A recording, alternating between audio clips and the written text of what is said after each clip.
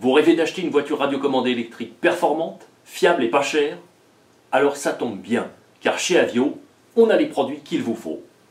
Et quand je dis Avio, c'est plutôt DLRP dont il sera question ce mois-ci, car le fabricant germanique s'est attelé à un petit rafraîchissement sur sa S10 Touring Car, une voiture destinée au domaine de la piste. La Blast S10 TC est une voiture de piste à l'échelle 1/10 qui possède une transmission 4 roues motrices. Cette auto est disponible en plusieurs versions, dont ces deux nouvelles Mercedes qui s'inscrivent en réplique les plus parfaites des Mercedes pilotées sur les circuits à l'échelle 1 par les deux pilotes britanniques David Coulthard et Paul Di Resta.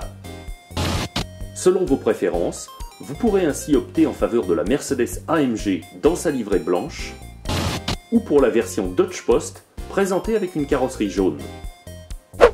Telles qu'elles vous sont proposées d'origine, les deux Mercedes Blast S10 TC sont livrées avec une radio à volant en 2 Go 4 disposant de quelques réglages accessibles par potentiomètre, puis d'une plateforme commune comprenant une mécanique préassemblée.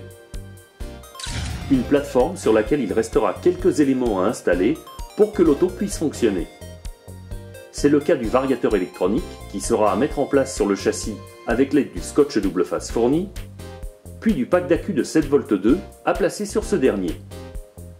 Un pack qui devra être rechargé à l'aide du chargeur fourni avant la première mise en route de l'auto. Cette auto comporte un châssis en fibre composite très léger qui brillera aussi par sa robustesse. Un châssis qui demeure ventilé sous l'emplacement des accus et du moteur. L'auto est livrée avec un pack d'accu NiMH d'une capacité de 1600 mAh qui vous procurera une autonomie d'environ 10 minutes. Son compartiment a également été prévu pour recevoir un accu LiPo 2S de 7V4 qui donnera davantage de punch aux performances moteurs. Seule précaution à prendre dans ce cas, s'équiper d'un cordon adaptateur qui vous permettra de faire la liaison entre la prise DIN et celle de type Tamiya. Un cordon disponible dans la gamme GeForce commercialisée par Avio et Tiger.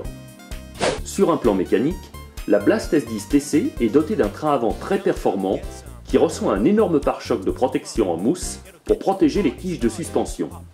Le train avant reçoit également un support amortisseur de 7 mm d'épaisseur comportant 4 positions pour ajuster l'inclinaison de ces derniers, ainsi que des cardans de transmission de type CVD au niveau des étriers de direction.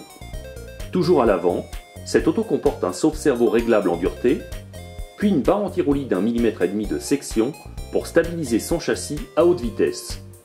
Ces deux versions de la Blast S10 TC, bénéficiant par ailleurs de 4 amortisseurs à gros volume équipés de bouchons en aluminium sur rotule et de compartiments facilement accessibles pour effectuer les opérations de maintenance de remplacement des joints d'étanchéité. À l'arrière, la géométrie d'ensemble de ces deux versions piste a été étudiée en CAO pour vous offrir un comportement routier irréprochable une fois en piste. La cellule comporte des tirants sur rotule munis de pas inversés, ainsi que des cardans droits en acier à boules goupillées, puis une barre anti-roulis réglable pour réguler les mouvements de caisse. Le support amortisseur inaugure cette fois 5 positions pour modifier l'inclinaison de la suspension, et les bras de suspension sont fiabilisés par des cales de fixation en aluminium. La tenue de route de ces Mercedes sera également confortée par la présence de pneus striés en caoutchouc qui collent littéralement le châssis au sol. Ces deux autos 4x4 restant alimentés par un moteur électrique LRP à charbon de type 540 qui ne réclamera aucun entretien. Pour optimiser son rendement, celui-ci comporte 2 ouïes d'aération bien visibles sur sa cage externe. Ce moteur fixé sur un support en aluminium possède en sortie d'arbre un pignon interchangeable qui vous permettra de faire évoluer le rapport de la transmission. La partie dédiée à la radio nous place en présence d'un servot de 4 kg de couple installé en position couchée à la direction.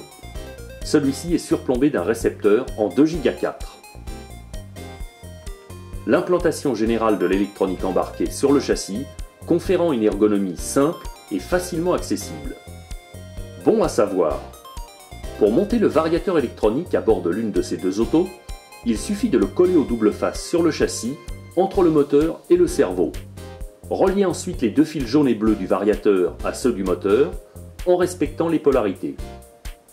Quand les deux fils auront été reliés, reliez ensuite les deux prises de liaison qui vont du variateur au pack d'accu.